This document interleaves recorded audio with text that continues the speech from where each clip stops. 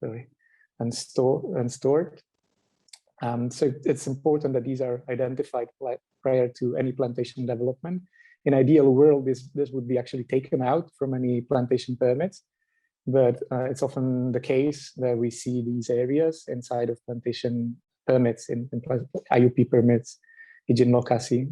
So it is the responsibility of a sustainable plantation company such as Bumi Tama to identify these areas and take them out and conserve them, manage them appropriately, right? So Bumi Tama manages nearly 40,000 hectares of these areas under our permits.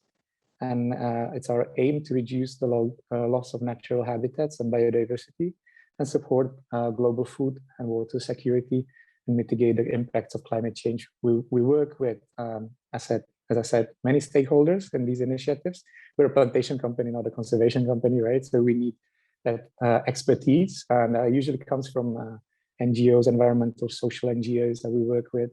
We also need the participation of the local communities, which call these areas their home. We can't tell them, okay, you can't do this or can't do that. We need their consent and we need their participation. We need them to understand the importance. And obviously we need the government on our side as well. Now we have more than a couple, but we have a couple of bigger projects. One is in West Kalimantan and in Ketapang, called the BBCP. It's a collaborative multi-stakeholder landscape conservation project. We have a wildlife migration corridor in this area where we provide a migration route for wildlife to cross from one forested area to another area to hutan lindung. We manage areas of peat and orangutan habitat. It's very beautiful.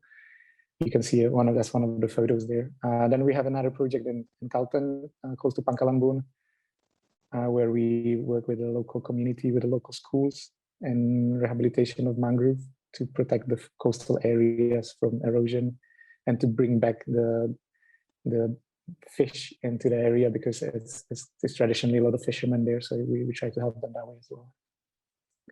Next, please. Okay, I'll zoom in a little bit into the forest conservation and restoration program. So it's thanks to Indonesian government policies and also the commitment of the private companies that we can report an all-time low deforestation rate in Indonesia in 2020. So congratulations, everyone. And I have to say, I'm really proud to be witnessing this. It dropped all the way from 1990 to 2020 by 75%, which is a great achievement. And I'm hoping we're going to keep seeing these numbers even lower in the coming years. And it's not only the government, as I said, but it's the private companies who are taking the sustainable production as the norm now. And I have to say, it's driven by the consumers. It's driven by everyone who makes the choice at the shop, choosing the sustainable product and then voicing it out to these consumer good manufacturers that they want their products to be sourced sustainably. And of course, this is amplified by the NGOs, but we see that in effect now. And Bumi Tama as well is listening to these voices. We have been managing in this particular area where I'm zooming into in West Kalimantan is 40,394 hectares of conservation areas with that orangutan habitat that I mentioned. We do patrolling and rehabilitation with local communities. We have an innovative approach of rehabilitation using drone seeding, which seems something that maybe other companies could look into in the future, because it's very cost effective and it seems to be working pretty well, especially for larger areas impacted by fires, which are frequent in Indonesia. And we work in restoration of peat areas. We work for our communities as well, who are there with us, helping us to be educated and to understand the importance of these areas. Next, please.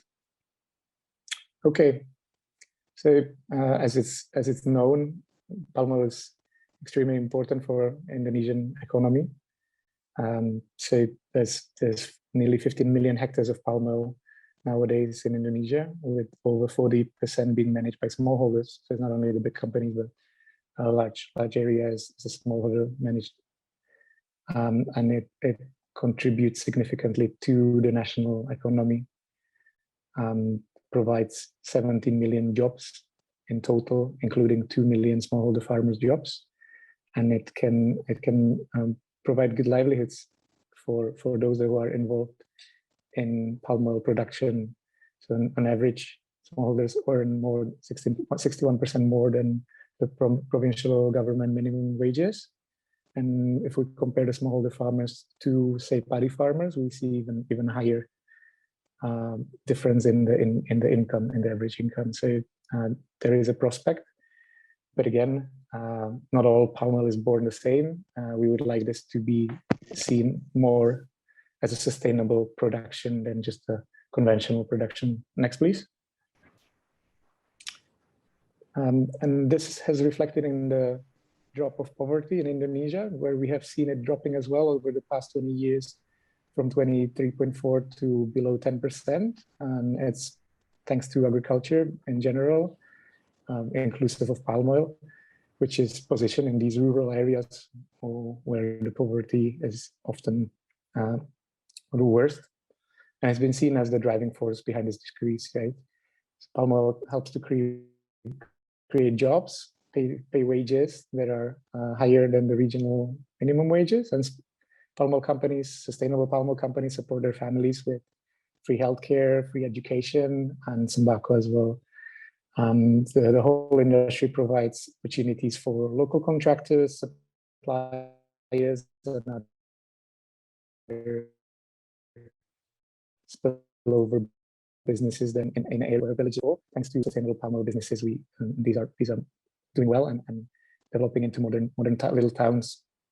Burmitama employs over 30,000 workers, and we also in Indonesia have this plasma partnership where palm oil companies work together with local communities. They allocate land to local communities, which then manage the land, and this is then processed by the palm oil company, and palm oil company shares the profit with the 8 smallholders. So the 30,000 workers, 28,000 smallholders plus their families, the effect is considerable, really, and it goes beyond that.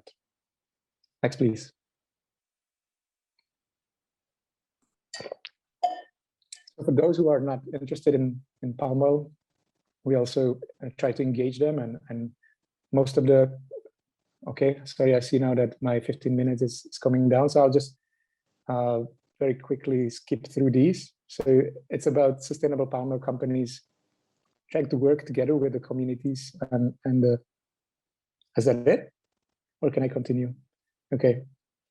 It's about a change of approach, so more about integration of the plantation with the landscape rather than imposing themselves into the landscape. So working together with the communities, collaborating, and one of the schemes that we have been working with is the social forestry scheme based on the Ministry of Forestry scheme. Yeah. Maybe then just skip to the last slide so we save ourselves the time, and I'll go to the conclusion, right? So the point really is that rather than avoiding palm oil, it's better to engage the palm oil companies so we can ensure that the commodities are produced in a sustainable manner, causing as little harm as possible to the environment and society. So your voices need to be heard, that we want the palm oil to be produced in this way, because then it makes a difference whether products are produced sustainably or not. So we need to make the difference to be seen, right? And we need to increase the amount of sustainably produced products in the market for the transformation of the market, where sustainable production becomes the new norm, and where customers, instead of refusing palm oil, require sourcing of sustainably produced products, creating the demand for these products, and where the supply chain can pay premium, it will incentivize the growers, especially our smallholders, to follow the sustainability standards, which often require higher cost. So maybe this much, and then we can follow up in discussion. Thank you very much.